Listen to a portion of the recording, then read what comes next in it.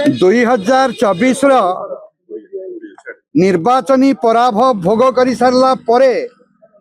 तत्कालीन मुख्यमंत्री तथा बिजु जनता दलर सभापति श्रीयुक्त नवीन पट्टनायक कही जे काले Bharatiya Janata party social media रो दुरुपयोग करिछि, मिथ्या प्रचार करिछि एवं सेइथि पई बिजु जनता दल को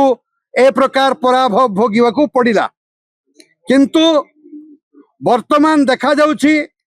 जे आर्टिफिशियल इंटेलिजेंस एवं साइबर क्राइम मान क्रिमिनालंकर आड्डास्थली पलटि बिजु जनता दल। सेठारे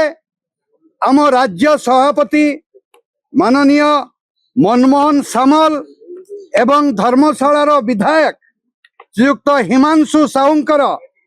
फोटो को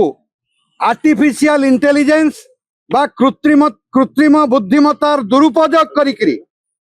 तांका फोटो को कदर्य करिकरी सेठिकार जनसाधारण को जनमत को विभ्रांत करिवार उद्यम करा जाउची। एवं जो मुख्यमंत्री अतीतर मुख्यमंत्री वर्तमान शालीनतार पाठ पढ़ाउचंती 4.5 कोटी ओडिया को सेतेबेले तांको कर्मी तांको सोशल मीडिया रो हैंडल रे ए जो प्रकार रो कदर्य चित्र प्रकाश करुची सेतेबेले से किभली मुक आ बधिर साजिचंती ताहा आज सबुठारु बड़ प्रश्न होइकरी अछि। कहबाकू गले निश्चित पराजयर आतंक रे आज विजय जनता दल म्रियमाण होइछि एवं आर्टिफिशियल इंटेलिजेंस रो सहायता नैकरी सेठिकार मतदान को सेठिकार निरीह भोटर को सेठिकार ज्ञानी गुणी भोटर मान को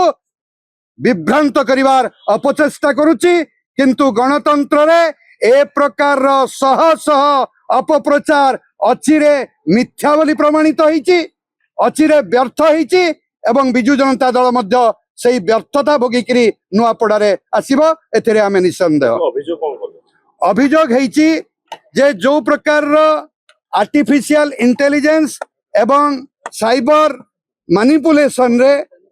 जो सामाजिक गणमाध्यम रे सोशल मीडिया रे जो प्रकार कार्यक्रम से करुचंती ता विरुद्ध रे जो रेलिवेंट इंफॉर्मेशन टेक्नोलॉजी एक्ट अच्छी एवं जो साइबर रूल्स अच्छी से संक्रांत रे पदक्षेप नेबा पई आमे चीफ इलेक्शन ऑफिसर को दृष्टि करिंदु।